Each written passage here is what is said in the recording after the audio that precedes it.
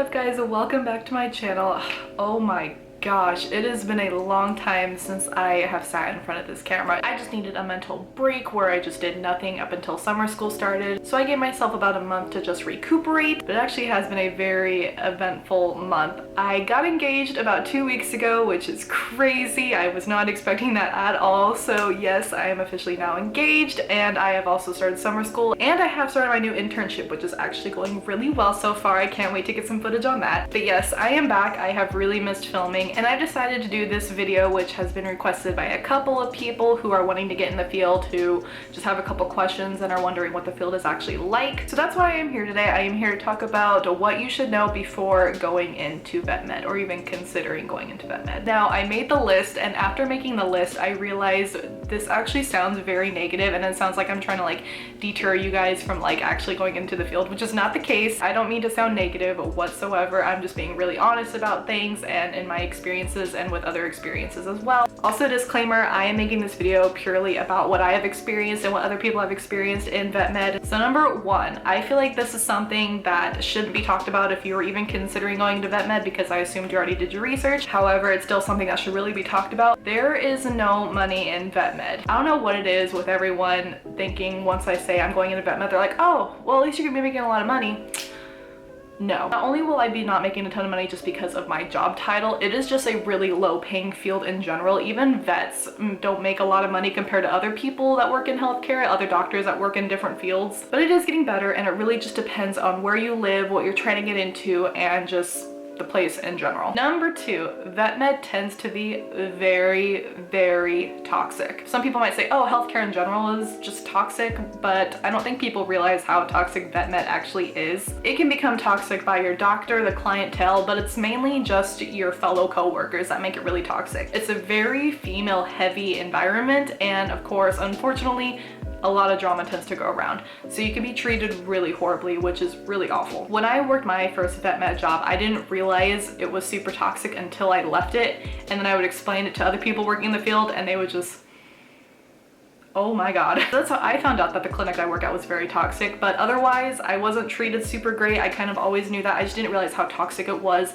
and how rare it is to find a really good hospital that really takes great care of you, which is unfortunate because it should be a relatively nice job. Like if you talk to people in the field, if you follow certain groups on Facebook like I do, they call good clinics unicorn clinics, which means that they're rare and they almost don't exist, which is really sad. Number three, people are going to ask you for advice all the time. Before even getting into my schooling, or before I even started my first hospital job, I've gotten DMs from people I haven't seen since elementary school, high school, people I've met like 1 or 2 times that like hunted me down because I knew I was gonna be in this profession, to ask me questions. Like, it is very real. Everyone's gonna be asking you questions about their pet, and there's not much you can say other than take them to the vet. Like, if you could help them right then and there, I mean, let's be real, I probably would, but legally I cannot, and I do not even have supplies in order to do it if I could. So yes, expect that, and you're gonna have to be very honest with people and just say, take them to the vet, because there's literally nothing you can do. Number four, clients are always going to challenge your knowledge. Every time I meet a client that like never agrees with what I say, I always think like, why did I go to school for 2 years then if I don't know anything? I've had so many people challenge what me and what other people have said to other people, like recommendations, and they just don't think that we know what we're talking about. They would rather trust their breeder, they would rather trust their family member or friend. For some reason, we just get a really bad stigma around that, and we're the ones that went to school, so like, how does that work? Whereas like breeders and your friend obviously didn't go to school, so I don't really know why that's a thing. And number five, which I feel like is something I haven't really heard, it wasn't something I realized until actually going to the field, and I realized how prevalent it actually was. You are not always going to be performing euthanasias on old, sick, dying pets. You are gonna have customers that are going to want to euthanize their pets simply because they don't want them anymore, they can't afford them, or they just don't want to surrender them. Of course, this depends on your vet, but it is something that still happens. You are gonna have to euthanize really healthy, mid-aged, happy dogs, which is very, very sad. And you don't think it happens until you witness it. The first time I witnessed it, it was a 2-year-old husky. These clients did not want to surrender it. They did not want to bring it to the shelter. They just did not want to deal with it. At the same time, they didn't want anyone else to have it. So luckily for me though, my doctor is very passionate about what she does, and she said, No. Whether or not the dog ended up getting euthanized somewhere else, I have no idea. I really hope not, but it's sad. Things like that happen, which kind of leads me to number 6. You will be very surprised how much people do not care about their pets. In this day and age, people use their pets for breeding, which is obviously for money, and they do not care about like anything else. And then you have people who get pets just for the time being. For example, during quarantine, a lot of shelter pets got adopted and there was almost no shelter pets, which is great. And then of course now they're coming back, which is really sad. Simply because people are busy or they don't want them anymore.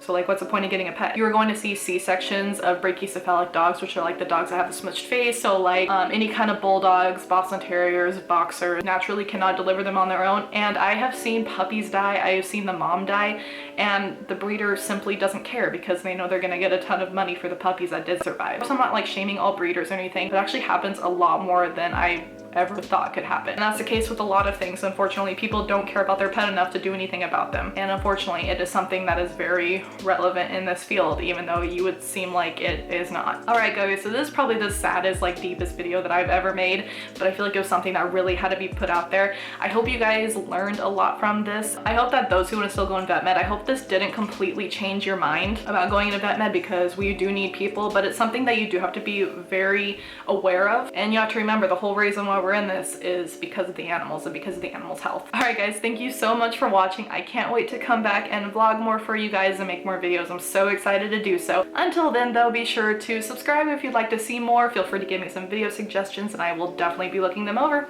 All right, guys, have a great rest of your day and I will see you in the next one.